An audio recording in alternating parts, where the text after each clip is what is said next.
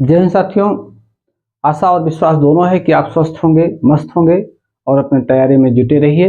मित्रों, निश्चित रूप से सफलता एक दिन अवश्य रंग लाएगी। इसी के साथ हम शुरू करते हैं। मित्रों, फिरोज शाह तुगलक, जिसे दिल्ली सल्तनत का अकबर कहा जाता है, हेनरी इलियट और एल्फिस्टन ने सल्तनतकालीन अकबर कहा कि इसको फिरोज शाह तुगलक को एक हिंदू माता की गर्भ से उत्पन्न हुआ या दिल्ली सल्तनत का पहला या दिल्ली का पहला सुल्तान कह लीजिए, पहला मुस्लिम शासक कह लीजिए, जो हिंदू माता की गर्भ से पैदा हुआ था। तो इसने स्वयं को खलीफा कहा। और आपको एक बात और बताना चाहेंगे, एक धार्मिक नौटंकी किया था इसने। इसने माफीनामा दिल्ली की जनता से लिखवाया था। माफीनामा क्यों लिखवाया था? इसके पिछले क्लास में हमने आपसे बताया कि मोहम्मद बिन तुगलक के काल में अनेक विद्रोह बहुत हुए थे। जनता और दरबारी सामंत सब असंतुष्ट थे मोहम्मद बिन तुगलक से। तो जब वो मरा तो कहा हमारे भाई की आत्मा, उसका छोटा भाई था, ये चचेरा भाई था, कहा हमारे भाई की आत्मा को शांति तब मिलेगी जब आप माफीनामा देंगे। तो एक धार्मिक नौटंकी थी। कभी कभार पूछता है माफीनामा के बारे में। हाँ, अब आइए मूल फोकस पे चर्चा हो। देखिए मित्रों, ब्राह्मणों पर जजिया कर लगाने वाला यह पहला शासक था।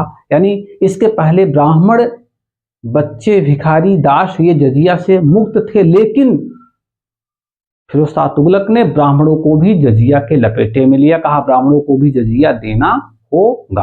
यानी शरीयत के आधार पर उसने जो कर थे उन्हीं करों को लगाया, वैध करों को लगाया और करों को बंद कर दिया।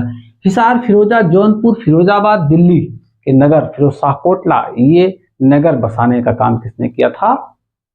फिरोज शाह तुगलक ने। मित्रों, अब आइए उसके कुछ ऐतिहासिक कार्यों को समझा जाए। उसने पहली बार रोजगार दफ्तर खुलवाया, बेरोजगारों को उसने बेरोजगारी भत्ता दिया और दीवाने खैरात, जहां वो बेरोजगारी भत्ता दिया करता था, आर्थिक मदद किया करता था, उसको कहा जाता था दीवाने खैरात। उसके पास 1,80,000 दास थे और इन दासों को अलग से देखभाल करने के लिए उसने एक विभाग बनाया था, उसका नाम था दीवान ए बंदगाह। मित्रों, उसने बाजार, अनेक जो है झीलें खुदवाई, नहरें खुदवाया और बाग लगवाए और बागों के रख रखाव के लिए इन्हीं दासों को नियुक्त कर दिया। दासों को बैठा के खिलाता नहीं था, ये बात आप ध्यान में रखेंगे।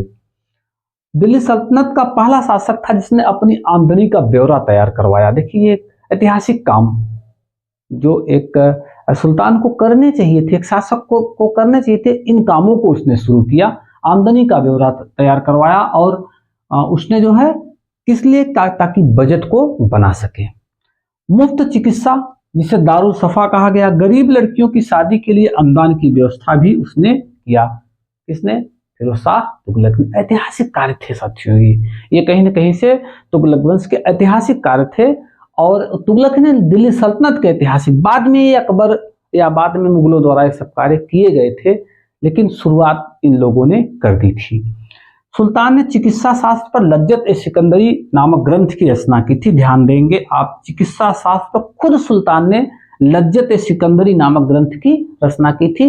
ये बहुत पूछता है, इस बात को आप तैयार रखेंगे। लज्जत ए सिकंदरी नामक एक आयुर्वेद चिकित्सा ग्रंथ की रचना किया था। किसने? फिरोज शाह तुगलक ने। जियाउद्दीन बर्नी और अफीक को संरक्षण प्रदान किया था। मित्रों ध्यान देंगे, जियाउद्दीन बर्नी और अफीक को संरक्षण, ये दो बड़े विद्वान थे, दिल्ली में निवास करते थे। इनके दरबारी विद्वान थे जियाउद्दीन बर्नी और अफीक। हेनरी इलियट एवं एल्फिस्टन ने फिरोज शाह तुगलक को सल्तनत युग का अकबर कहा। ये बात हमने आपसे प्रारंभ में ही चर्चा की थी, सल्तनत युग का अकबर कहा गया। देखिए मित्रों, फिरोज शाह तुगलक का जो शासन काल था वो 1351 से 1388 था। हम आपको बताना चाहेंगे कि जो काम उसके बड़े भाई मोहम्मद बिन तुगलक ने नहीं कर पाया, उन कामों को अस्थायी रूप से करने का काम किसने किया? फिरोज शाह तुगलक ने।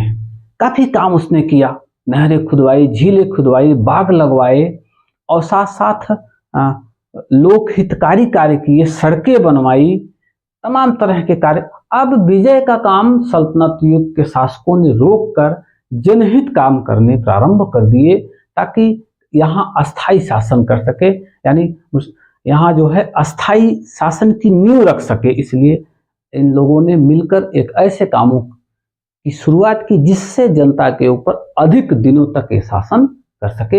इस सबको आप स्टेप बाय स्टेप समझेंगे। जय हिंद साथियों।